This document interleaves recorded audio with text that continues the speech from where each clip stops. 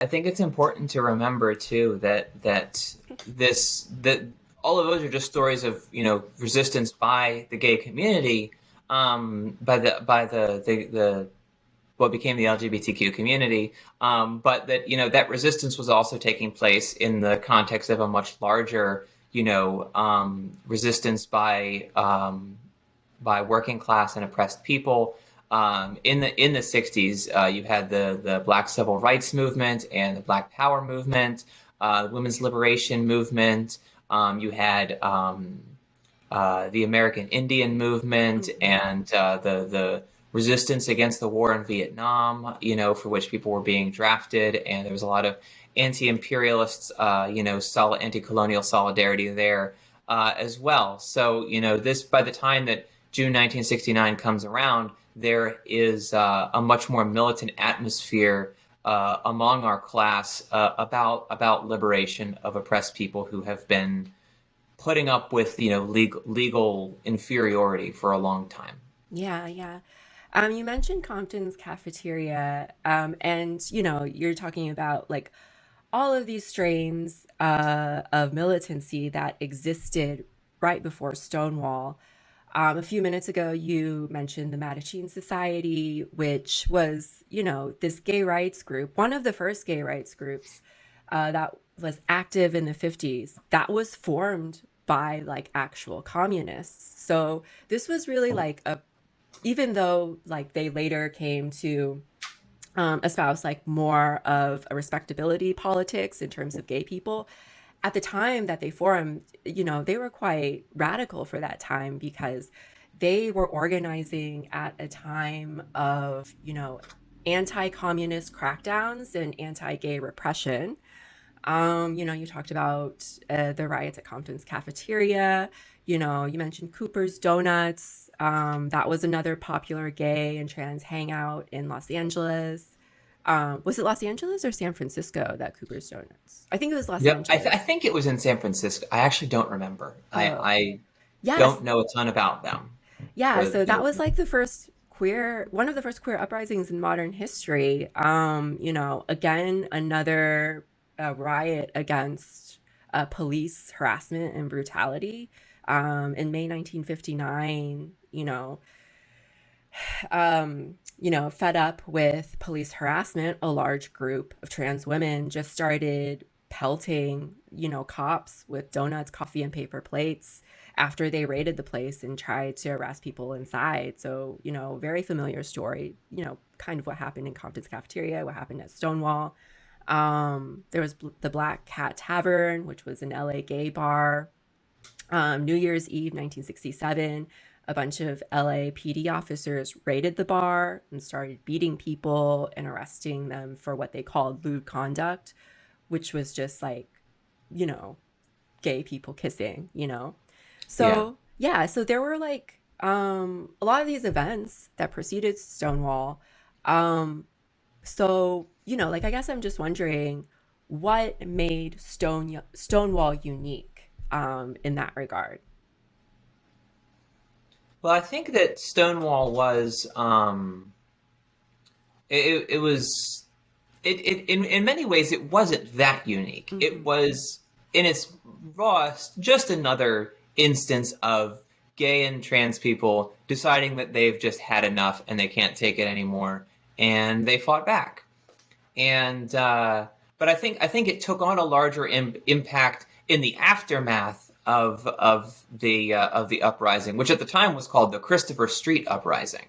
I don't know at what point it just became known as Stonewall, or even if that was kind of a contemporary thing. But there was a lot of that was why the what grew into gay pride was originally called Christopher Street Liberation Day. Was the anniversary of the uprising. So there, that was from the beginning this kind of the context of this.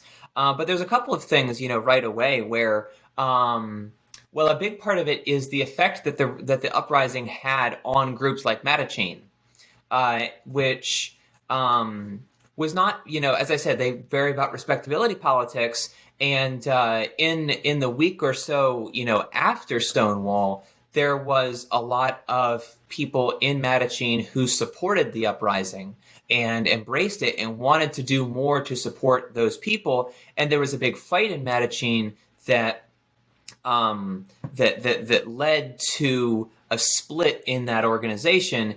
And a lot of those more militant people, a lot of these people were communists, including Harry Hay, who had founded the Medellin, left the Medellin along with people like Jim Foret, Alan Young, who and Marcia and Sylvia, who went to form the Gay Liberation Front, which was an explicitly anti-capitalist, pro-socialist, pro-Third World Revolution revolutionary movement and it was even named in honor of the national liberation fronts in South Vietnam and in Algeria, which were waging heroic struggles in the 60s against American and French imperialism. So there was a real consciousness about this being a working class issue and an issue that that socialism could deliver. Another aspect to this, and actually the breaking point for New York Medellin that led to the creation of the GLF, was there was people in Medellin and in the protest in the middle of the uprising who wanted to go to the women's detention center that's there in Greenwich Village and demonstrate in support of the Panthers who were locked up there, including Afeni Shakur. And so there was an element of that where the people who were locked up inside of the prison were demonstrating inside the prison in solidarity with the Stonewall uprising outside. And so Afeni Shakur in particular did a lot to try and bridge the gap between the Panthers and the GLF, seeing this opportunity for solidarity. And of course, I think the following year, maybe the year after, you have to Die for the People, you have Huey Newton's this article that he writes, arguing that they should do everything they can to be allies and comrades with the gay liberation movement and the women's liberation movement, saying we're all part of the same struggle here, so we need to drop the homophobia, we need to drop the misogyny, and we need to realize that these people are our comrades. And so that was and obviously it had an effect on the Young Lords too.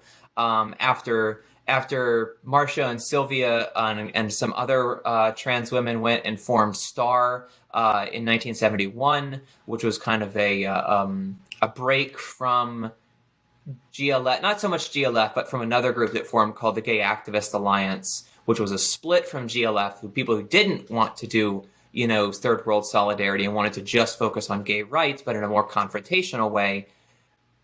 Marcia and Sylvia were also a part of that, and then they went and formed STAR when GAA would not really support these working class trans women, many of whom, dealt drugs, did sex work, or whatever to kind of make ends meet. They didn't want to associate with that. They were kind of tending back towards a respectability politics. So they went and formed STAR. STAR then affiliated with the Young Lords, became a part of their gay and lesbian caucus, which was a part of their women's liberation caucus.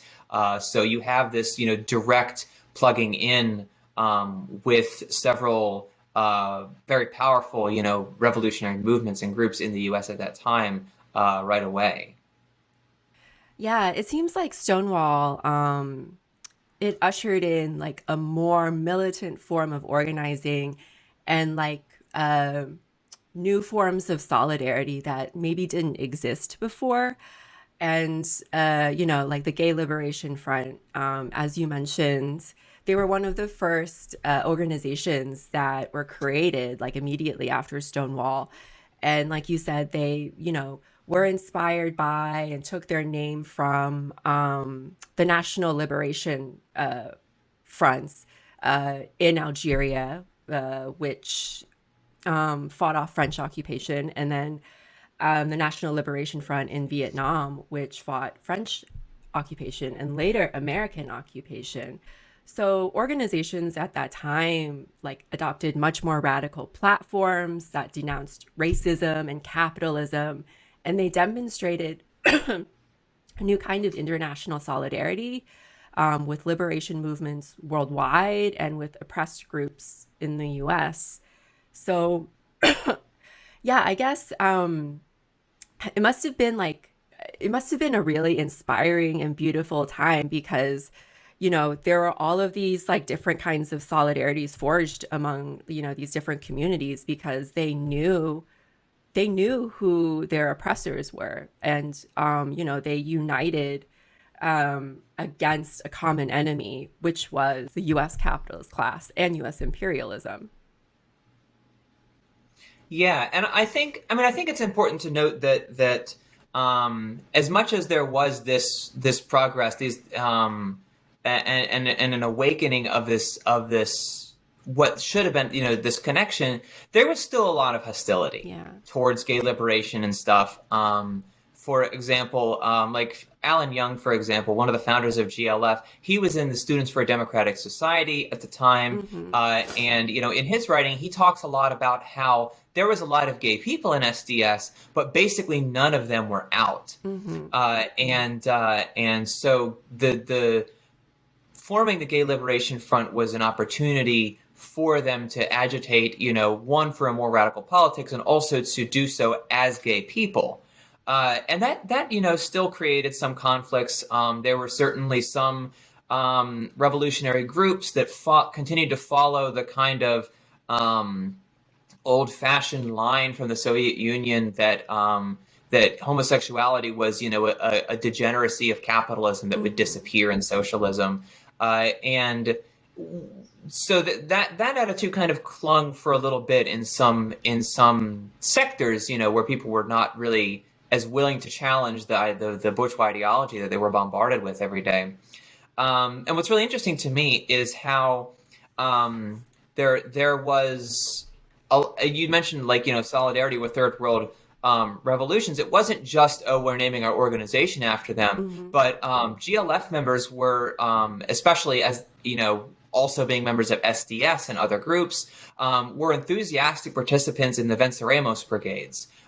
These volunteer labor groups who went to Cuba in the 60s and early 70s to help bring in the sugar harvest and to help, with them building their revolution, in solidarity after the U.S. government totally blockaded Cuba, cut off, the U.S. bought 90% of Cuban sugar, and totally, cut off their economic, markets. And so there was a lot of that as well. And in Cuba, you have the what they call the revolution within the revolution, which is this vast movement to confront misogyny and patriarchy.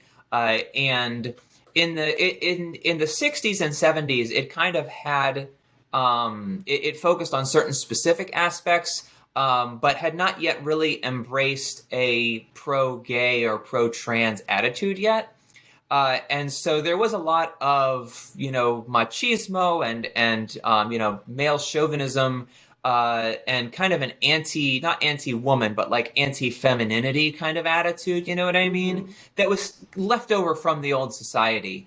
And it would be a while before the Cuban Revolution will kind of get around to really confronting those elements. And they do eventually do so. And Cuba, of course, by the end of the 80s, getting into the 90s, was a very progressive place that was very, very pro-trans and really kind of Yeah. setting the agenda for leftist movements around the world, in terms of education about LGBTQ people and welcoming them into the revolution.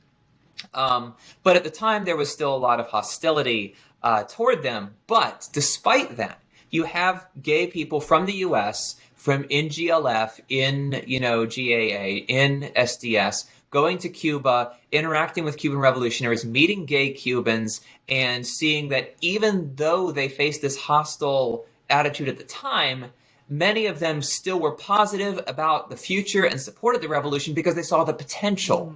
That Mm-hmm. that because of the basis of the Cuban Revolution, on uniting all oppressed people and building a new society that was leaving the old attitudes and the old bigotries behind, of which there were a great many in Cuban society, due to centuries of colonialism and slavery. there was a lot to confront there, and because they had to confront all of this, they saw the potential, and many of them were enthusiastic supporters of the revolution.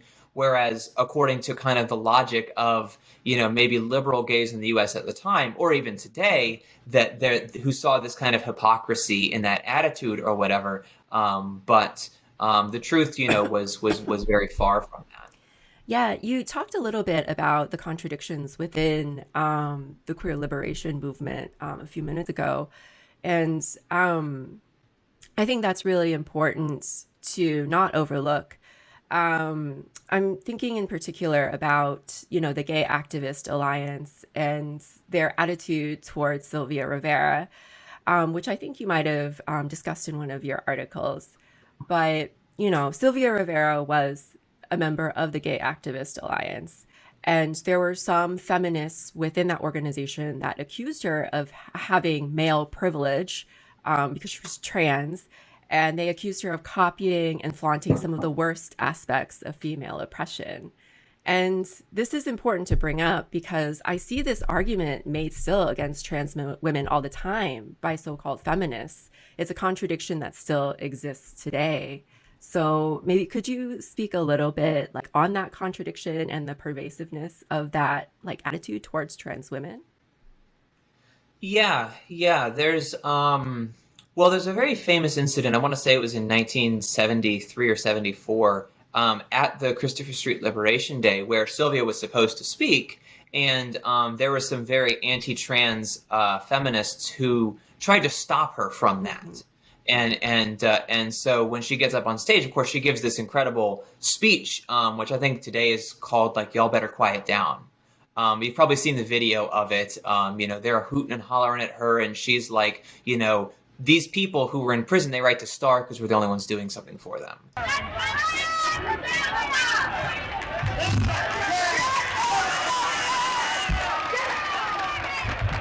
Hi, lady.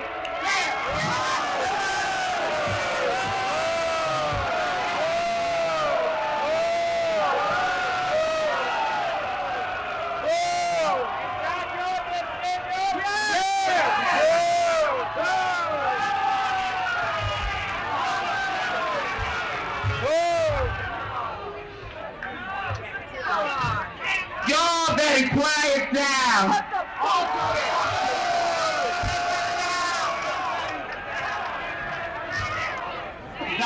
Nothing. I've been trying to get up here all day for your gay brothers and your gay sisters in jail that write me every motherfucking week and ask for your help. And you all don't do a goddamn thing for them. Have you ever been beaten up and raped in jail? Now think about it. They've been beaten up and raped after they haven't spent much of their money in jail to get their cell phones and try to get their sex change. The women have tried to fight for their sex changes or to become women of the women's liberation. And they write STAR, not the women's group. They do not write women. They do not write men. They write STAR because we're trying to do something for them. I have been to jail. I have been raped and beaten many times by men, heterosexual men, that do not belong in the homosexual shelter.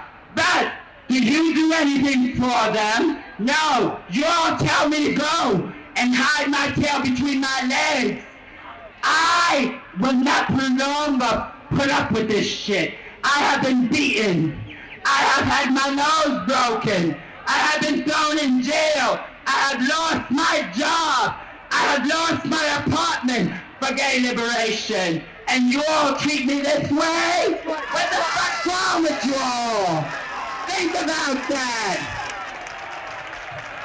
I do not believe in a revolution, but you all do. I believe in the gay power. I believe in us getting our rights or else I would not be out there fighting for our rights. That's all I wanted to say to your people. If you all want to know about the people that are in jail, and do not forget Bambi Lamore and Dora Marks, Kenny Messner, and other gay people that are in jail, come and see the people at Starhouse on 12th Street, on 640 East 12th Street, between B and C, apartment 14. The people that are trying to do something for all of us, and not men and women that belong to a white middle class, white club. And that's what you all belong to. Revolution now! So that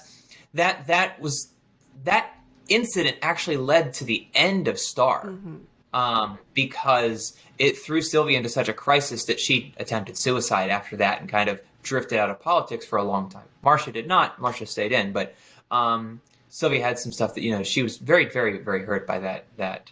Because, as I said, this is somebody she'd been organizing alongside for 3 or 4 years now in the GAA and stuff. And they, had, as you said, had this absolutely bigoted attitude that said that trans women are, a mockery of quote unquote real women and such, and even pose a danger to them.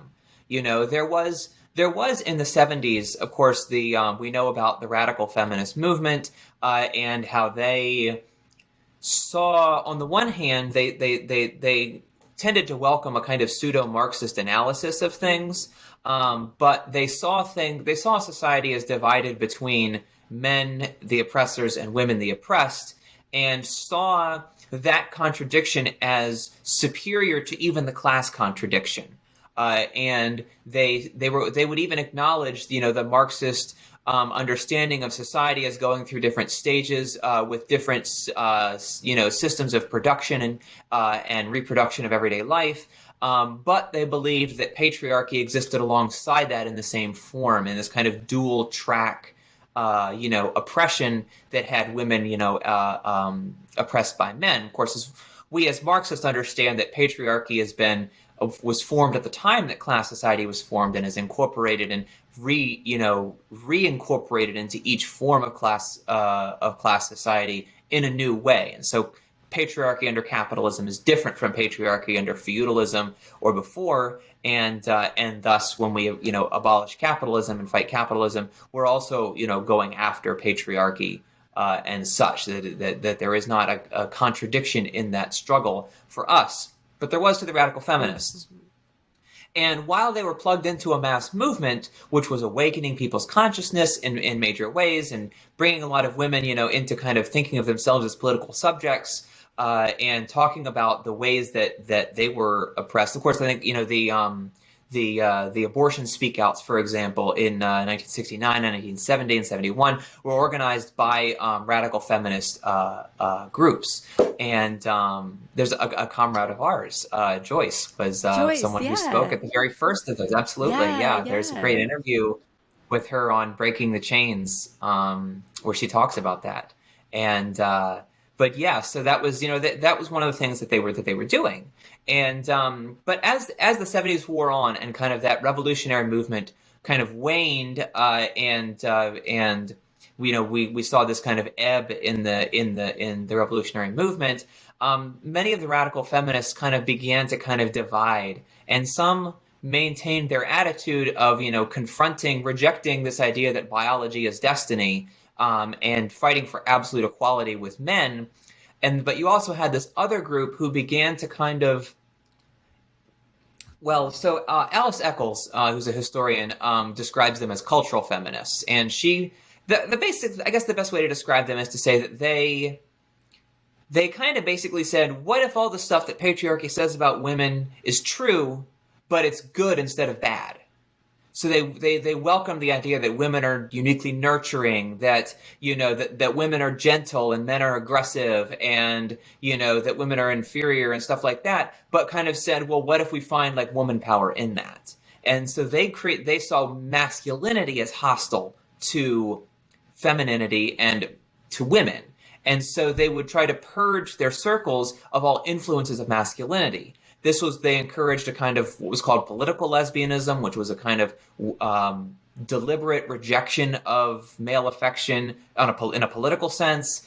They would not even let the young male children of members come into their circles because they saw it as a masculine influence. And so you can see how this attitude would be very hostile to trans women, because they said, oh, well, you have, masculine, attitudes and energy and whatever. And certainly, if you have not had, bottom surgery, then, you have a penis or whatever. And so that because of this framing, this absolutely, buying into the ideology of patriarchy, framing, they saw trans women as part of the enemy.